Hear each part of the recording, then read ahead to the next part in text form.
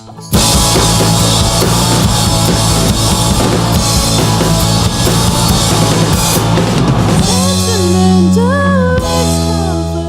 feel good about the idea that all artists individually are capable of so much more on their own now than they were, than artists as a concept were a number of years ago. The idea that I don't need to just like hope and pray to get signed is like the only thing I have going for me. Like that feels good, but at the same time, if somebody who really wanted to help guide me and like a Boy Junior as a project was like, hey, I want to sign you, I probably would be cool with that if it was a good deal, because the world is huge and I don't know how to navigate it myself. There are these channels now to like rise up unsigned, kind of like makes artists more aware of like draconian Wayne's World type contracts and stuff like that, and it makes it a lot easier to say no now that you have your options open. Yeah.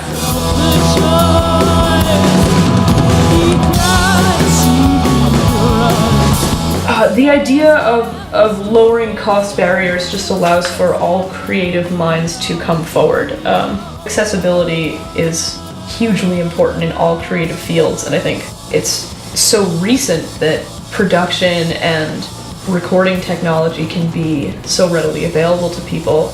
Like that as a concept is amazing, and that's what art should be about and for, just creating for the sake of creating. I don't think there should be any rule about whether or not you're creating to be part of the industry or whether or not you're creating for any money. And the people who are making music to make money and to make profit are going to go about it in a different way than people who are just making music to put on Bandcamp for their friends.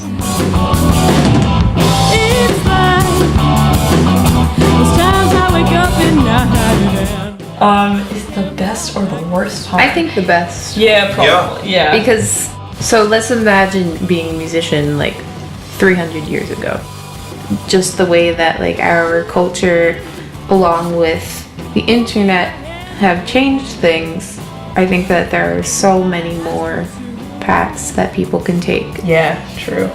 There's also so much more room for connection. Like, this is by far just the concept. I mean, the concepts of best and worst for being a musician is like totally hard to define, but there's just like so many more ways to connect with other musicians, and like the coolest thing that you can do as somebody who makes art is make art with other people. Yeah. Honestly, these things get better as things are more accessible. Yeah. I still want you if you'd ask me so. It's come to light a lot, especially because I'm trying to put out a first full-length album in the fall.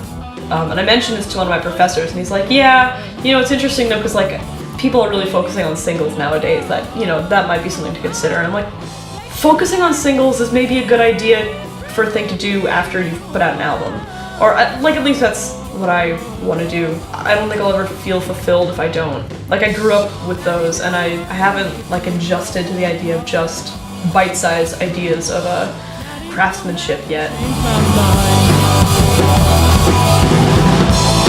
what I get for proving love. I made a Twitter this year, like in the beginning of the year, and I was like, oh my god, now I have to like use it. Now I have to figure out how to use it. It's so confusing. It's like, I felt like so old. I'm like 80 years old, I'm like, why does it say -30? Why can't I talk more?